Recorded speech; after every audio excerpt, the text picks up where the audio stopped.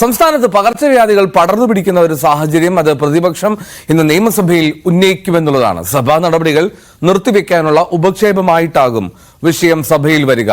Excise തദ്ദേശ വകുപ്പുകളുടെ ധനാഭ്യർത്ഥന ചർച്ചകളും ഇന്ന് സഭയിൽ നടക്കും.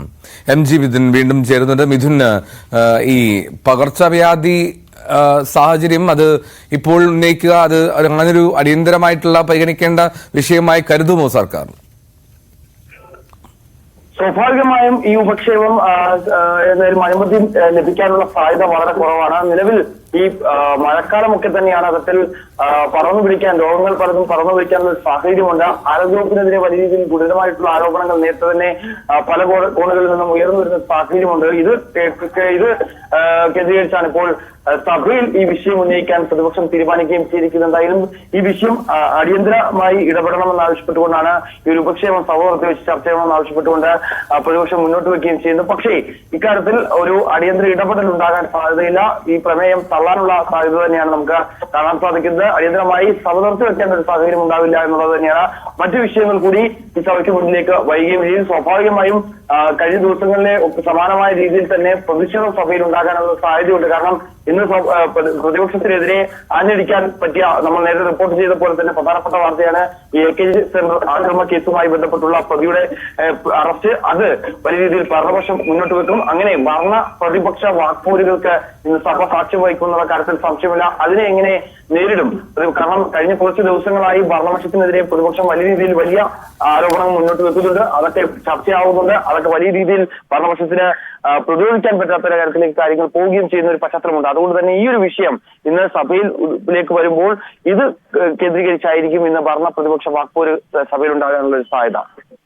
ഈ ധനാഭ്യർത്ഥന ചർച്ചകൾ, അത് എക്സൈസ് തദ്ദേശ വകുപ്പുകളുടെ ധനാഭ്യർത്ഥന ചർച്ചകളാണല്ലോ. ഈ എക്സൈസിന്റെ കാര്യത്തിൽ ഈ ബാർക്കോഴ അത് വലിയ ചർച്ചയായിരുന്നു കഴിഞ്ഞ ദിവസങ്ങളിൽ. അപ്പം അത് വീണ്ടും അത്തരത്തിലുള്ള ചോദ്യങ്ങൾക്കൊക്കെ സാധ്യതയുണ്ടോ മിഥുൻ? ധനാഭ്യർത്ഥന ചർച്ച ഈ ഒരു വേളയിൽ പുരോഗമിക്കുകയും ചെയ്യുന്നുണ്ട്. കഴിഞ്ഞ ദിവസങ്ങളിലും ഇതുമായി ബന്ധപ്പെട്ടുള്ള ഓരോ വകുപ്പ് മന്ത്രിമാരും ഇതുമായി ബന്ധപ്പെട്ട ഈ ധനാഭ്യർത്ഥന ചർച്ചകളിൽ മറുപടി പറയും. ഇന്ന് എക്സൈസ് വകുപ്പിന്റെ സ്വാഭാവികമായും മന്ത്രി മറുപടി പറയുന്നതിന് മുമ്പ് തന്നെ പ്രതിപക്ഷ ഭരണപക്ഷ അംഗങ്ങൾക്ക് ഇത് സംബന്ധിച്ചുള്ള സംസാരിക്കാനുള്ള അവസരങ്ങൾ നൽകും.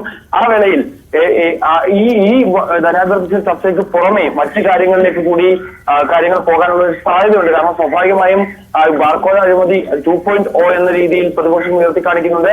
ഒപ്പം തന്നെ അതിന് കമ്മീഷൻ ഈടാക്കുന്നുണ്ട് എന്നടക്കമുള്ള ആരോപണങ്ങൾ ഉണ്ടായിരുന്നു. അത് ഭാരതത്തിന്റെ ഈ വ്യക്തികൾ തന്നെ ചാറ്റ് ചെയ്തിട്ടുള്ള അതിന്റെ വോയിസ് കോളുകൾ തന്നെ പുറത്തു വരികയും ചെയ്തത് പിന്നീട് അദ്ദേഹം തള്ളിപ്പറഞ്ഞ് രംഗത്ത് വന്നുവെങ്കിൽ പോലും അത് ഇപ്പോഴും നിലനിൽക്കുന്നുണ്ട് എന്നുള്ളൊരു ശക്തമായ ആരോപണം പ്രതിപക്ഷം ഉന്നയിക്കുകയും ചെയ്യുന്നുണ്ട്. അതിനെ എങ്ങനെയായിരിക്കും ഈ എക്സൈസ് വകുപ്പ് മന്ത്രി ഇതിൽ മറുപടി പറയാൻ പോകുന്നത് എന്നുള്ളതാണ് ഇനി എന്തായാലും അറിയേണ്ടത്. നേരത്തെ തന്നെ ഇതുമായി ബന്ധപ്പെട്ടുള്ള വിശദീകരണങ്ങളും ഒപ്പം തന്നെ കാര്യങ്ങളൊക്കെ തന്നെ നേരത്തെ സർക്കാർ വിശദീകരിക്കുകയും ചെയ്തിരുന്നു. ഒപ്പം തന്നെ എക്സൈസ് വകുപ്പ് വിശദീകരിക്കുകയും ചെയ്തിരുന്നു.